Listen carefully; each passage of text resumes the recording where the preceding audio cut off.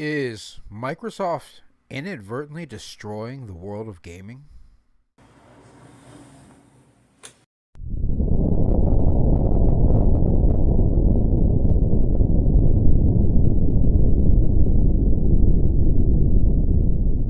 Hello, ladies and gentlemen. Welcome back to Power Vacuum. I'm your host, Belmont, and today I'm going to talk about a couple things. I'm going to do a little rambling about Hellblade II and a little rambling about Microsoft Game Pass. Let's go ahead and get this started with Hellblade 2. Hellblade 2 is the obviously second game in the Senua saga. I guess I can't call it that anymore. Because this one's called Senua's Saga. The first game was called Senua's Sacrifice. Came out, I think 7 years ago. 6 or 7 years ago. I'm not sure on the exact release date. Probably should have looked that up before this video, but I don't really care that much. It was an okay game. It was very cinematic, and it kind of had dark themes, as people referred to it. It was mostly about struggling with loss and the mental illness that comes from losing a partner and trying to cope with that. And this new one is getting fairly mixed reviews, but for the most part, it seems to be getting raked over the coals of the review industry, because even the good reviews slip in some of the bad stuff that's in the game. I guess I'll start with the stuff I've heard that's good. It's a beautiful game. It's breathtaking. It's very realistic. The capture the character. They've got the emotion just great. The world is stunning. And then there's the bads. It's only 5 hours long. 6 if you're trying. Not trying to beat it, trying to explore. It's lacking in story and gameplay. And that's where it's getting kind of like the bad reviews, is a lot of people are like, it seems like they sacrifice story and gameplay to push excellent graphics and realism. And my thoughts to that are, anybody saying that probably didn't play the first game, because that was kind of what the first game was like. It wasn't much of a game. It definitely pushed more like, look at our graphics, look at this world we built, and a lot less of the gameplay mechanics and how most games are to be expected to play. And it seems, for the most part, people that enjoyed the first game don't seem to enjoy this one. And people that really enjoy this one seem to be admitting that they never played the first one. And I get it. I've jumped into the second series of a game and been like, oh, wow, I like it. And gone back and been like, what's happening here? And heard people talking trash. Same situation, you know. People that liked the first game didn't like the second. People that liked the second didn't like the first. Happens all the time. But this one seems to be flailing a little more than usual, especially in the sales department. And that's where we're going to get to my next issue. This game released yesterday. I think it was maybe a couple days ago for early access. I'm not sure if that was even a thing, but it usually is for games now, especially AAA titles. But it also released the same day on drop for Xbox Game Pass. And this is not the first time this has happened. Xbox Game Pass has put out several games in the past couple of years on Game Pass for access for people the day it comes out. And this, to me, is just bad business. This is detrimental to the game company. It says, hey, come join our subscription for $15 a month, and you don't have to buy this new game. The problem with that is, if you don't buy a game, you don't put in the full amount of money into it, which is, between $70 and $100 now. It's time for people to, grow up and realize that games are no longer $60. And in fact, if you look at inflation and how much Super Nintendo games cost, when they first started hitting $60 regularly, which I think was around the time of Donkey Kong Country, that was effectively like a $110 game, $120 game back then. it was not cheap. So the fact that games kind of plateaued at $60 for so many years while everything else went up, including the cost to make the games, the cost of the software, is kind of fantastic and is probably going to be studied in economics in the not too distant future about like why did the game industry choose the $60 mark? What about that was so enticing to people? But Game Pass releasing it doesn't matter if it's $60. It doesn't matter if it's $40 because people are going to be like, well, I could just buy Game Pass for a month and see if I like this game. And that's going to hurt them in sales, and it's going to hurt them in like completion records, because when you don't pay the full amount for a game, you're less inclined to actually invest yourself into the game. Like, it's a lot easier to play 1 or 2 hours of a game and quit out when you're paying $15 a month and you have access to 50 other games. Where if you dropped 70 bones on this thing, you're going to be like, all right, I'm going to put in 10 hours. I'm going to see how much I actually like this game. And I feel like you're more inclined to give a game a shot when you spend your money on it than you are when you're doing like this mass rental service. I also feel like, game companies are going to be hurting from this, because can you imagine what's going to happen to Ubisoft if, Star Wars Outlaws drops on day one on the Xbox Game Pass, or if Assassin's Creed Shadows drops on day one? Like, Ubisoft needs these games to do well in order to not be in dire straits.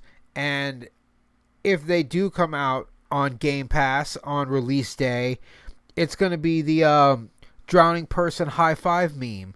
Xbox Game Pass is going to be high-fiving Ubisoft while they're drowning, because they're just going to be like, oh yeah, it's a cool game you got there.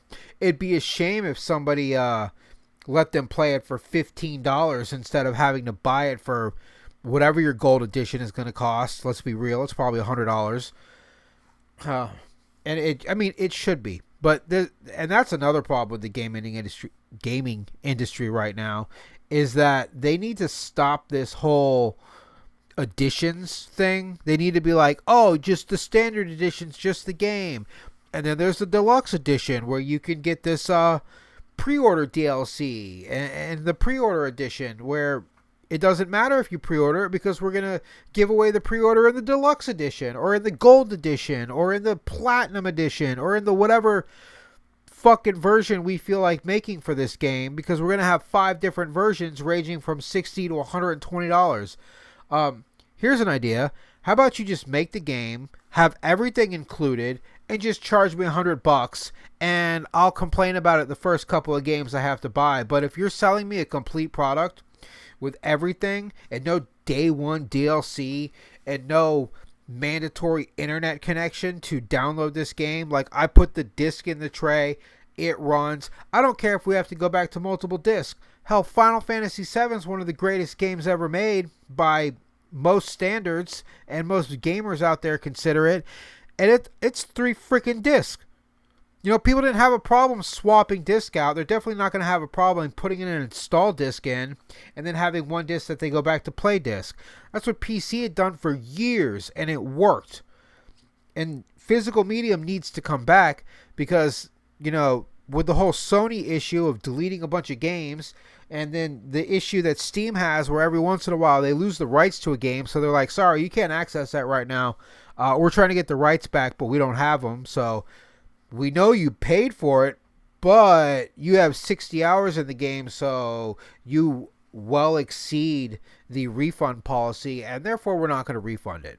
Just, sorry, too bad, so sad, game's gone, deal with it. Where when you have a physical copy of the game, you just, disconnect from the internet, put it in, and play that shit. As it should be. And, I'm guilty of it too. I think half my catalog right now is straight up digital. And I'm going to go back to trying to buy physical medium where I can. And I think that's one reason that consoles aren't going to die as fast as they were dying. if Game Pass backs off and they keep doing physical medium. But if Game Pass doesn't back off, it's just going to destroy Xbox is going to ruin gaming, whether they want to or not, whether it's deliberate or not, because they're going to nuke AAA titles. People just aren't going to buy the games the way they have been in the past. Companies aren't going to make the money. They're going to go under. They're going to be mass layoffs. Indie games definitely can't afford to have that happen. They need people to buy the game. Like, you know, Kickstarter and it's not Give Send Go. What's the other one? I don't fucking remember right now. There's another one that, you know, these